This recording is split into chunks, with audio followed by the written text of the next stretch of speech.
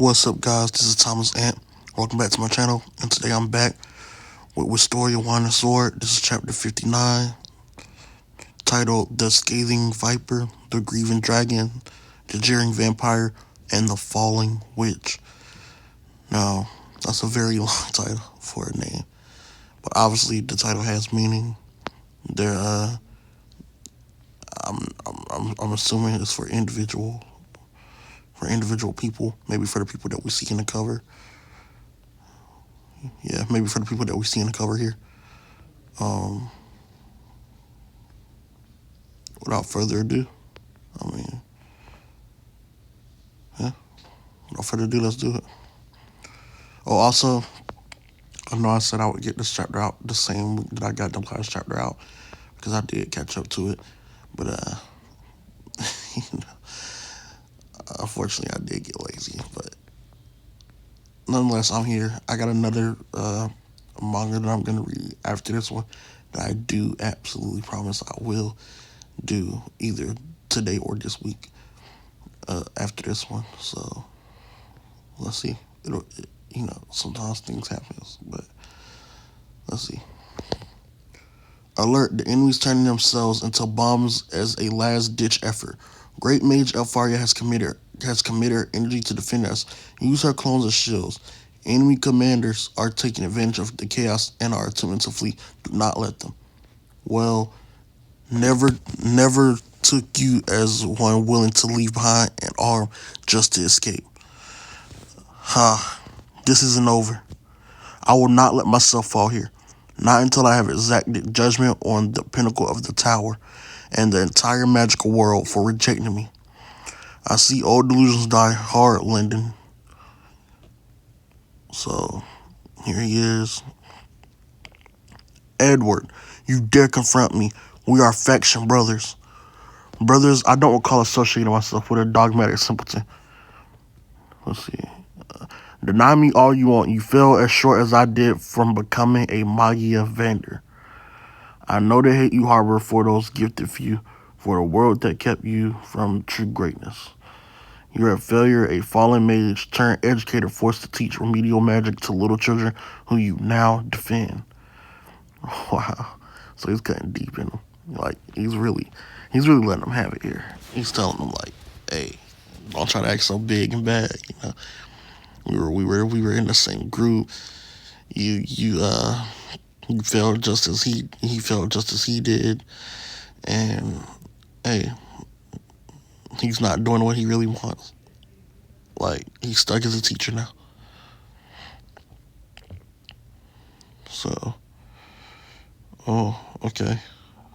No, can't tell what's happening here. Or fell to his knees.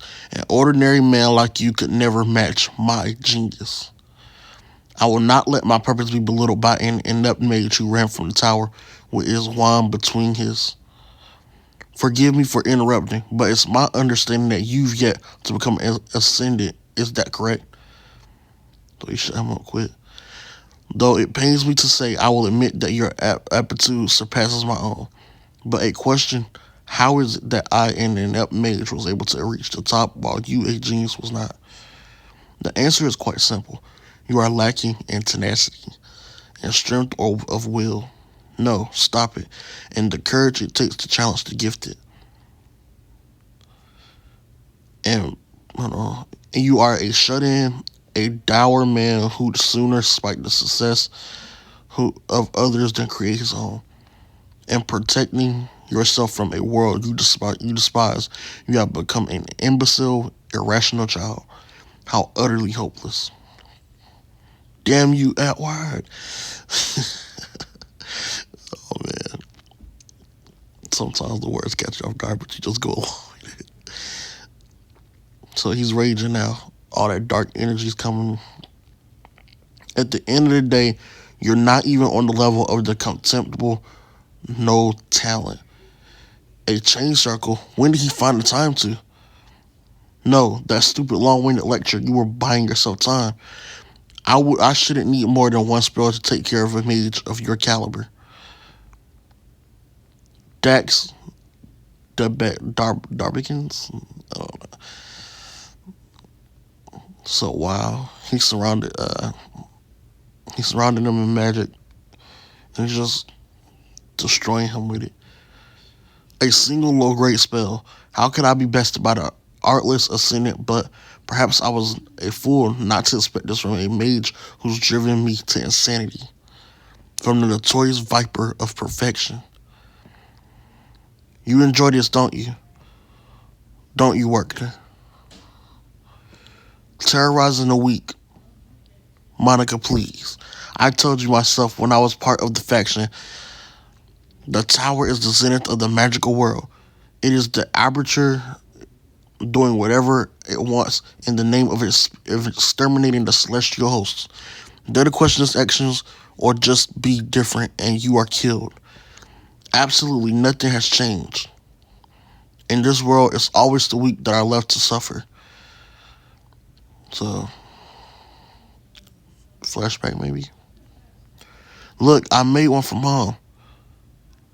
Well, isn't that cute? Don't tell him what's happening. Same guy, perhaps.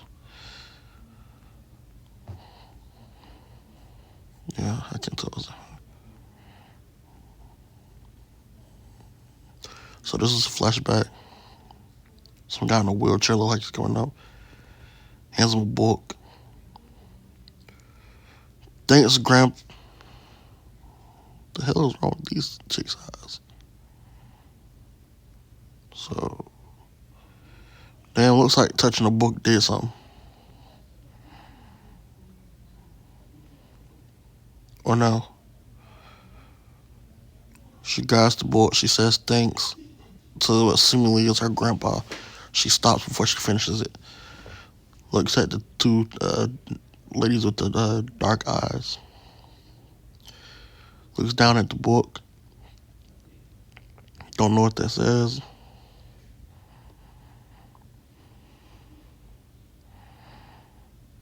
Oh boy. Looks like they're about to do something terrible. Oh, it's taking over her.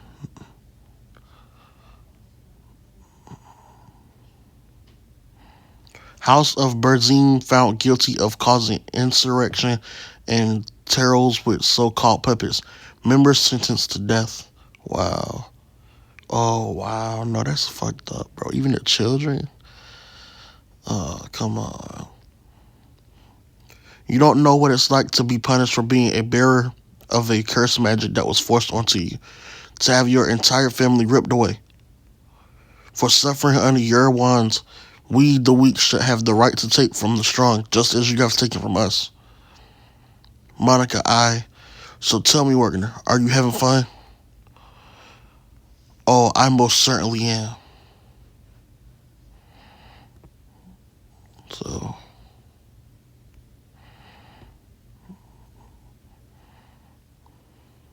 I don't know what's happening here. Maybe someone else come in to fight her. I adore hearing would-be tyrants gripe and grouse about their hardships. Watching delusional degenerates get a taste of their own medicine, nothing brings me more joy than the ridiculous ramblings of a floundering fool. You blood-sucking harpy. So, she comes in instead and fights Monica. Let me be the first to tell you, no amount of tears will excuse you from your own misdeeds. I'm sure everyone present would agree. Victimhood does not belong to you. So cry all you like, dear puppeteer, you will answer for your actions. And I know the perfect place where you can do just that. In a coffin silent and dark where you will stay until you take your last breath. That's definitely not the way to answer towards something like this. For the first time, I think I'm rooting for Monica here. Monica maybe come out, pack this chick up. Like that's definitely not how you. That's definitely not how you treat someone who's been through something like that. Not every colleague deserves mercy. Being a bit older than me, I thought you already knew that. Eliza, indulge a woman and she may ask for more than you can give her. If you're going to be spoiling anyone, let it be me and only me. I wouldn't be indulging anyone. I never have and I never will. Whoa, what the freak? Don't worry, my fellow classmate. I'm here to save you. Talk, Wagner. Perfume head here hasn't taken a bite out of you, has she? Get off of me, Grandma. Wait, I cannot tell what is happening here. But did she like just come out of nowhere and blast her with magic? Either way, I like it after what just happened. Gothia has been completely eroded, and all remaining confrontations have been stemmed. The battle for the first stratum is over. So, there you go. The battle for the first stratum is over. All that's left is them.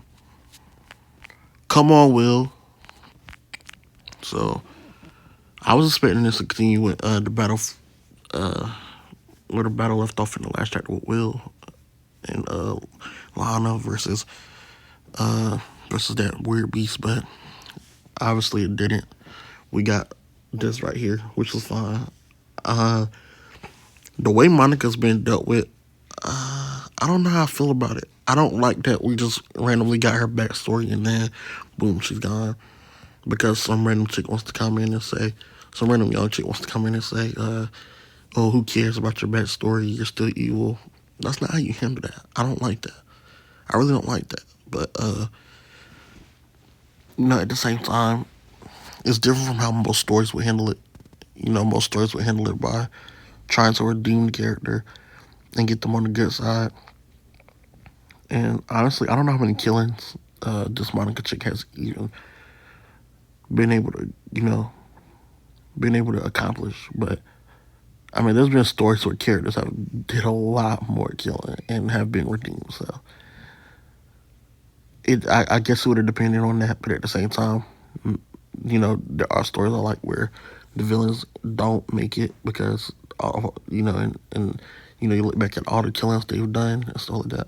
Like, obviously, I was a fan of how MHA ended with pretty much the villains going. They could have lived, honestly, but I was a fan of how they went, in that story because, it would have been weird trying to live in a society where all of those characters, pretty much was murdering random civilians. Like, you had the chick literally at the end in the interview say, like, this dude killed her friends, literally. Her friends didn't make it during the battle. And that makes sense. Like, when you look at the powers that they have, and stuff like that.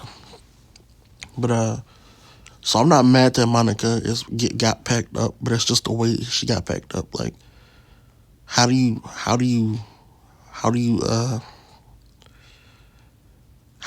like, I don't know, how do